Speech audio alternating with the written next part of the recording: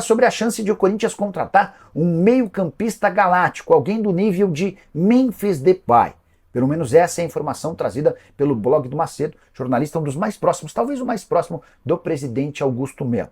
A informação do blog do Macedo dá conta de que o Timão vai tentar ajuda da Esportes da Sorte, patrocinadora Master, com um outro reforço de muito impacto. Não para o ataque, mas para o meio campo. O perfil desejado seria de alguém com o estilo do Gerson, jogador do Flamengo. Isso não significa que o Gerson será contratado, nenhuma chance de o Flamengo fazer negócio com o Corinthians. Mas o Timão está mapeando no mercado brasileiro e internacional alguém com características do Gerson para chegar e assumir a condição de protagonista no meio campo. Problema maior me parece ser convencer a Esportes da Sorte a colocar mais dinheiro no clube. Vale a lembrança de que o contrato entre as partes previa apenas a utilização de 57 milhões de reais com um reforço. E essa grana já foi utilizada com o Memphis Depay.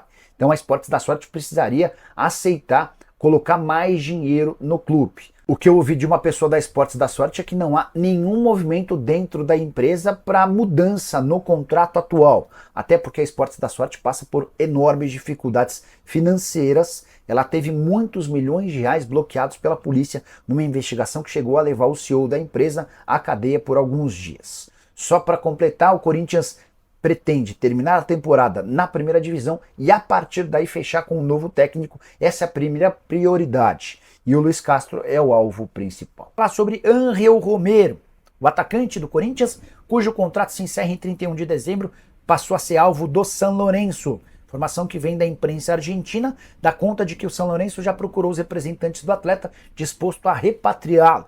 O Romero já jogou ao lado do seu irmão no São Lourenço na temporada de 2020 e 2021. Os números dele não são ruins não. 55 jogos, 13 gols e 12 assistências. Mas na oportunidade ele e o irmão acabaram se envolvendo em alguns problemas por lá, especialmente com o elenco. Praticamente ninguém desse elenco permaneceu e ele acabou saindo. Romero, que vai bem com a camisa do Corinthians, tem números interessantes. O Timão não procurou para prorrogar esse contrato. Existem duas cláusulas no vínculo dele que estendem esse contrato de forma automática. A primeira, se o Corinthians fosse campeão. Essa possibilidade já não existe mais. A segunda, se ele disputar 60% das partidas como titular. Na última vez que eu fiz o levantamento, ele tinha 65% dos jogos. Pergunta que eu quero deixar para você, corintiano, é: Romero merece mais um ano de contrato? Você, na condição de dirigente alvinegro, já teria sugerido essa prorrogação ou deixaria quieto? Só uma curiosidade, Romero, que joga muito mais do que o Fagner, ainda não teve seu vínculo prorrogado, enquanto o Fagner, que é reserva do Mateuzinho, teve recentemente o seu contrato estendido por 2 temporadas. Quero te ajudar a entender que história é essa de jogo sujo atribuído ao Flamengo. Responsável pela declaração é o presidente do Corinthians, Augusto Melo, muito irritado com o comportamento do rival na tratativa por Hugo Souza. Frase do Augusto Melo, abre aspas: está tudo resolvido em relação ao Hugo e ao transfer ban. Tudo certo. É questão de horas, de dias. Isso está dentro do nosso cronograma, do prazo e do combinado. O Flamengo falou essas coisas para conturbar o ambiente. É jogo sujo, mas estamos muito tranquilos. O torcedor corintiano não precisa se preocupar com isso. Fecha aspas. Essa é a típica declaração do Augusto Melo. A gente já conheceu o presidente do Corinthians nesses 11 meses de gestão. Ele sempre tenta passar uma tranquilidade, é sempre o problema dos outros e no Corinthians está tudo resolvido. O que ele atribui como jogo sujo? O Corinthians tem em contrato a opção de comprar o Hugo Souza por 4 milhões, por quase 5 milhões de reais. São 800 mil euros parcelados em 4 vezes. Mas o Flamengo tem o direito de aceitar ou não um fiador, uma garantia bancária, até porque o pagamento vai ser feito de forma parcelada e no último pagamento parcelado que o Corinthians prometeu ao Flamengo houve problemas em relação ao Mateuzinho. Primeira proposta feita pelo Corinthians com a Brax como fiadora não foi aceita, faz parte do jogo. Agora o Flamengo joga com os bastidores afirmando que esse prazo, essa prioridade do Corinthians para a compra do Hugo Souza se encerra em 30 de novembro. É só importante registrar uma coisa para você. O Corinthians pode fechar com o Flamengo a compra do Hugo Souza, mesmo sem ter resolvido seu transfer ban. A FIFA aplicou ao Timão uma punição proibindo o registro de atletas por 3 janelas. Então até janeiro de 2026, a menos que pague os 6 milhões e 900 mil reais ao Balbuena, o Corinthians não pode registrar atletas, mas pode contratar jogadores. Tem uma diferença entre comprar um atleta e registrá-lo. Então, se o Corinthians chegar a um acordo com o Flamengo pelo Hugo Souza, como ele tem contrato até 31 de dezembro, isso não o impediria de continuar jogando até o fim da temporada. Para registrar o novo contrato no ano que vem, aí sim o Corinthians precisaria chegar a um acordo com o Balbuena. Isso está em andamento, até agora não há um acordo. Bora fechar o vídeo para falar sobre a chance de Paul Pogba pintar no Corinthians em 2025. Vou ser bem prudente e cauteloso para falar sobre o tema e peço que você preste bastante atenção. Nessa semana, o Macedo, que cobre o Corinthians, informou que o Timão tem a ideia de contratar um reforço midiático para o meio-campo e que o perfil desejado é de alguém com as características do Gerson. Essa é a informação, ponto final. O Corinthians também buscaria apoio da sua patrocinadora, da Esportes da Sorte, para viabilizar a contratação desse jogador galáctico, desse jogador de nome. Não houve nenhum nome especulado, exceto do Gerson, que serviu como referência, como comparação. Mas, quando surge uma notícia dessa, o torcedor corintiano começa a buscar no mercado alternativas. E um dos nomes mais falados entre torcedores foi o de Paul Pogba, francês de 31 anos de idade, que pertence à Juventus, está suspenso por doping e voltará a jogar a partir de março. Primeira suspensão por testar positivo por testosterona era de 4 anos, ele conseguiu algumas semanas atrás uma diminuição da pena e a partir de março do ano que vem ele estará de volta ao futebol. Juventus já demonstrou que não tem a intenção de utilizá-lo. Juventus passa por uma enorme dificuldade financeira, 199 milhões de prejuízo, 199 milhões de euros de déficit na temporada passada. Houve uma redução do elenco, jogadores como o Chesney, como o Alexandro deixaram o clube e a Juventus pretende fazer o mesmo com o Paul Pogba, acertando uma rescisão de contrato de forma amigável. O vínculo só se encerra em 2026. Tudo porque o francês ganha 8 milhões de euros fixos por ano, mais 2 milhões de euros em bônus. Vamos trabalhar apenas com fixo, isso equivale a 50 milhões de reais por ano ou 4 milhões e 100 mil reais por mês. O Corinthians não tem mais tempo para comemorar a vitória no Clássico, não. Está na hora de pensar na sequência do Brasileirão e quem traz as informações para a gente é o Thiago Salazar. Boa noite, Salazar. Só o Corinthians toca essa musiquinha aí, não tem outra musiquinha dos outros times, não. Tem que ter, Pachecão. Não tô. O Ramon tá com problemas para escalar o Timão contra o Vitória? Exatamente. O Corinthians está com problemas para essa escalação. Boa noite para você mais uma vez, para todo mundo que está acompanhando o Gazeta Esportiva. Eu estava vendo a discussão dos nossos colegas aí, Garrafa e José Paz, sobre as pretensões do Corinthians, né, na nossa enquete. Eu vou trazer mais alguns argumentos, porque tem tudo a ver com esse próximo desafio. O Corinthians vai encarar o Vitória no Barradão, confronto direto. As duas equipes têm os mesmos objetivos e têm o mesmo número de pontos nesse momento. Então estamos falando de um confronto direto mesmo, aquele famoso jogo dos 6 pontos. O Corinthians tem dificuldade para esse jogo por alguns motivos. O primeiro deles, o desgaste. O Corinthians viajou para pegar o Cuiabá, viajou para Buenos Aires para uma decisão, pegou o clássico contra o Palmeiras na chuva. Então, assim, tem esse problema do desgaste. O Alex Santana, o José Martínez, eu e o Yuri Alberto, os três deixaram a partida mancando, sentindo alguma coisa. O Martínez com uma faixa na coxa. Teve o Memphis Depay que saiu com 17 do segundo tempo, porque também não estava mais aguentando o desgaste. Então, o objetivo é chegar na véspera do jogo, na sexta-feira, amanhã no caso, e entender como está cada atleta para essa partida contra o Vitória, que está sendo encarada como uma grande decisão.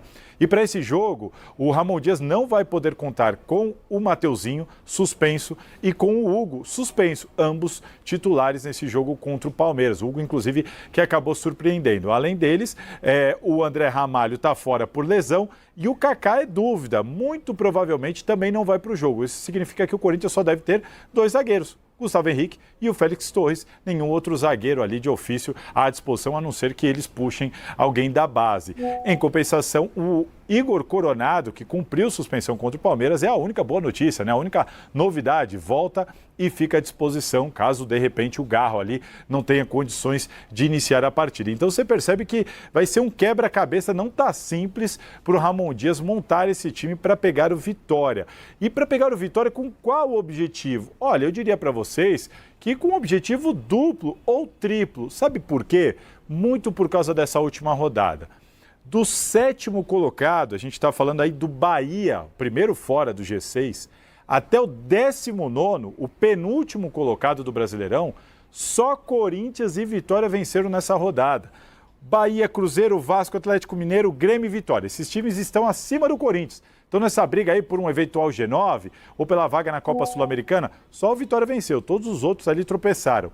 E para baixo, a mesma coisa. Abaixo do Corinthians ali tem Fluminense, Red Bull, Atlético Paranaense, Juventude, Cuiabá. Para não falar do Lanterna Atlético Goianiense, todo mundo tropeçou. Então, a rodada foi realmente muito boa para o Corinthians. Ele está no mesmo número de pontos da Sul-Americana, a 5 pontos do G9 e a 4 pontos do Z4. Por isso que é um jogo importante esse contra o Vitória, apesar dos problemas na escalação. E o Corinthians, olha, em 3 frentes nessa reta final do Brasileirão, Mi. Tá certo, Salazar. Daqui a pouquinho o Garrafa e o José Paes vão conversar um pouquinho, comentar também esse jogo. E o Corinthians? O Corinthians vem dentro de uma crescente, como eu disse com o José Paes aqui, os resultados e desempenho dentro do Campeonato Brasileiro são ótimos. O Corinthians vem de vitórias consecutivas, por isso teve possibilidade nas 2 últimas rodadas, ou seja, na última rodada e na próxima, de mesmo que viesse a perder, não entrar em zona de rebaixamento. Isso demonstra o quê? Demonstra que o Corinthians evoluiu, não é? Porque o Corinthians ainda já acumulou uma gordura.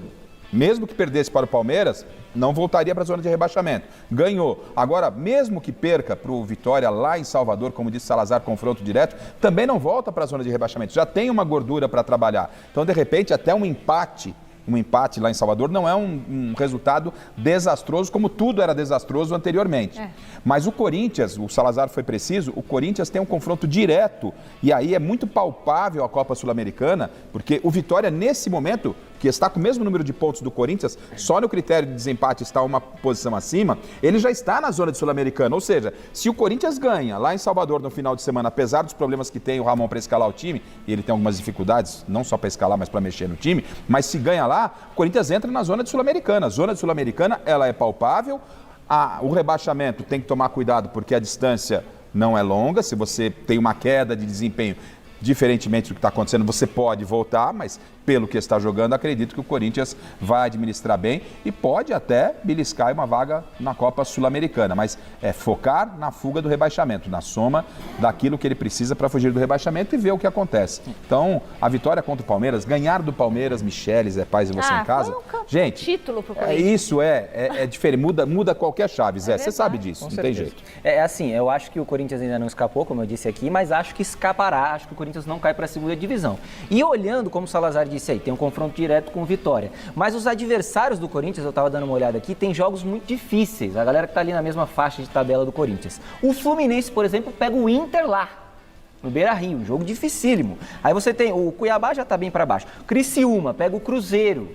Cruzeiro está bem no campeonato, está se preparando lá para a final da Copa Sul-Americana, enfim, um confronto bem complicado. O Juventude pega o Bahia, que precisa se restabelecer no campeonato. Então, assim, são jogos difíceis. O Corinthians conseguindo essa vitória para cima do Vitória, ainda mais fora de casa, e aí matematicamente voltando aqui nesse assunto, aí eu entendo que escapa completamente, porque vai a 41, precisaria aí de 44, 45 para escapar matematicamente da segunda divisão, e tendo ainda aí alguns jogos para fazer no Campeonato Brasileiro, com certeza conseguiria chegar nessa pontuação sem maiores problemas. Então, uma vitória lá contra o Vitória, na minha opinião, já livra o Corinthians da Série B. Salazar está chamando ali para fechar o noticiário do Coringão. A sequência de bons resultados está dando moral para o Ramon, né, Salazar? Exatamente, Michele. Está dando moral, tudo bem, ele teve ali, né, os seus problemas nas Copas, muita irritação dos torcedores sobre a atuação do próprio Ramon Dias nos jogos da Copa do Brasil e da Copa Sul-Americana, mas no Brasileirão, que todo mundo disse que era prioridade o tempo inteiro, é inegável que o time melhorou bastante depois da chegada dessa atual comissão técnica. A gente tem alguns números aqui simples que mostram isso de maneira bem didática. Vou pedir para o Fini colocar na tela uma comparação do Corinthians no Brasileirão antes e depois da chegada dessa comissão técnica. Primeiro turno, o Corinthians fez uma campanha de 15º colocado, aproveitamento aí de 33,3%. No segundo turno, que já é todinho com o Ramon Dias, o Corinthians tem uma campanha de 10º colocado, aproveitamento pulou para quase 50%, 48,7%. Pré-Ramon no Brasileirão, 2 vitórias em 16 jogos. Pós-Ramon foram 7 vitórias em 16 jogos, isso sem contar que o Timão vem aí de uma sequência de 3 vitórias consecutivas, o que o time não conseguia desde julho de 2022, com o Vitor Pereira. E olha, só não são 4 vitórias seguidas por causa daquele empate sofrido com o Internacional dentro da Neoquímica Arena no último minuto. Se não fosse aquilo ali, seriam 4 vitórias consecutivas para esse time do Corinthians nesse período. Então, assim, isso ajuda muito a diretoria do Corinthians a segurar o Ramon, apesar de certa pressão externa, ajuda muito a essa ideia de segurar o Ramon pelo menos até o final do ano, apostando nele. Até por isso, o Ramon Dias recusou uma proposta aí trilhardária da seleção da Arábia Saudita, porque confiou na diretoria do Corinthians de que fica pelo menos até o final desse ano. Repito, para o ano que vem não dá para garantir, mas Ramon Dias e Emiliano Dias, eles têm contrato até dezembro de 2025. E aí, o que vocês acham? Gostam do trabalho do Ramon? Tem que continuar? Fica para o ano que vem? Passo a bola para vocês. Então bate o martelo e fica até o fim de 2024. Também não sei quem ia pôr, né? Eu acho que assim, se uma proposta, como disse o Salazar aí, trilhardária da Arábia, eu teria ido. Vai, também acho. Mas não sabe se vai ficar no ano que vem? É claro. Porque ano que vem, se tivesse perdido o Palmeiras, poderia ter sido demitido. Exatamente. Então, assim, eu não tô fazendo conta com o dinheiro do Ramon, que já tem muito dinheiro. Mas peraí, ele não tem a garantia de que vai ficar no ano que vem. Ele não tem a garantia e eu não tenho a garantia da proposta, desculpa. Eu não tenho essa garantia dessa proposta. Foi um discurso bonito na coletiva. Ah, tínhamos uma proposta milionária. Ué, e por que não foi? Sabendo como é a cultura do futebol. Se perde do Palmeiras, você vai perder milhões de dinheiro. Então, se tivesse que, né? Mas enfim, não quer. Tava balançando até segunda, gente. Pois é. Agora, o Ramon tá se tornando um especialista em fugir do rebaixamento aqui no Brasil, né? Ano passado já livrou o Vasco.